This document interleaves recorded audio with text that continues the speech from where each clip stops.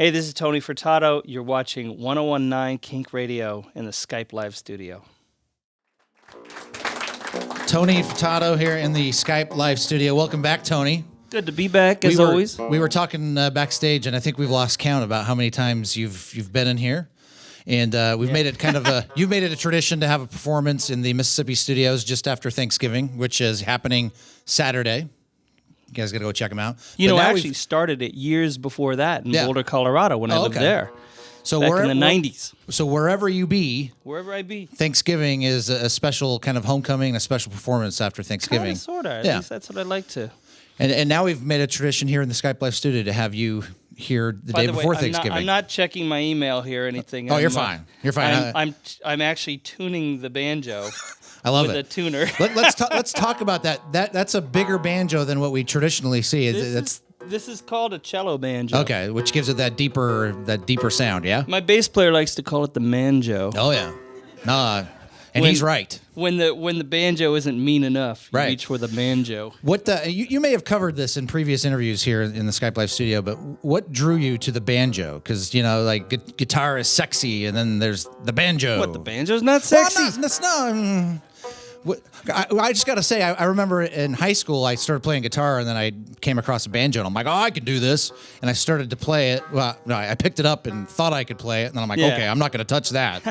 It's different. Everyone I knew played guitar or banjo. Well, not everyone. I mean, guitar or piano or whatever. Right. Not everyone I knew, but, that was what you learned. Mm-hmm. And my mom would see me, like if there was an instrument around that I would play on a little bit, and she'd say, "Do you want lessons?" I'd say, "Nah, I don't want to do that. Everyone does that." Yeah. And then I had to do a report in 6th grade on an instrument, and you had to make the instrument out of household items. And I made a little banjo, did a report, found out it came from Africa, and all these cool things about it. I was like, I want to do that. Yeah.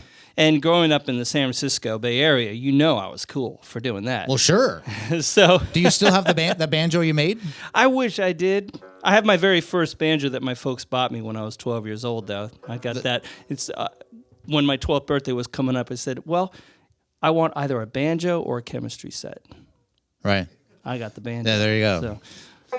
And when it came out all wrapped, I could tell it was a banjo. Yeah, right, sure. There ain't no hiding that. Imagine how much different your life would have been had you got that chemistry set. It would have been a little different. Yeah. Well, I don't know. Well, let's talk about, since the last time you were here, you've put out a new record called The Bell. Yeah. And as I was kind of doing some research on some of the things that have happened in your life between the last record and this new one, birth of a child, passing of a father, and a whole lot of living in there. Yeah, a whole lot of stuff. And I'm assuming that's all captured in the album? Yeah, that as well as I kind of found and created a bunch of independence in my career, as they say.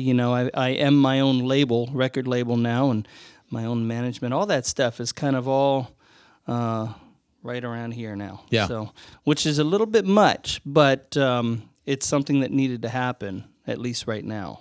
So that's also captured on the album. But I would assume that it gives you a lot of freedom that you never had before. Yeah, freedom for sure. Right. And now you have the freedom to worry also afterward. Exactly. Yeah. The freedom to pay all the bills now. But it was something that needed to happen, and it was kind of cool to put. It basically is like a double album that I put out, because there's a little side thing, little companion disc that I put out called Copper and Tin. And so I put those two out by myself, and it was good to learn the process, 17 albums into my career. It's like, all right, I want to learn every step of the way now, because I've had labels deal with it before. Right. So, yeah. And your takeaway from that is?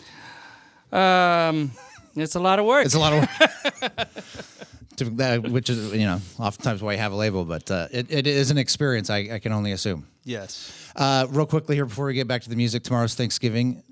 What's on the menu? Oh, that's a good question. Are I'm not cooking. Are you involved in any? Oh, you're not cooking? I'd love to cook, show believe up. me. I'm showing up. I think we're showing up with a salad or something. There you go. But I do love to cook. I've been cooking like crazy ever since I got home from this tour. So. My guess is there will be turkey on that menu. Yeah, I'm Stab in the sure. dark. Yeah, probably. Yeah. All right, let's have some more music. Tony Furtado.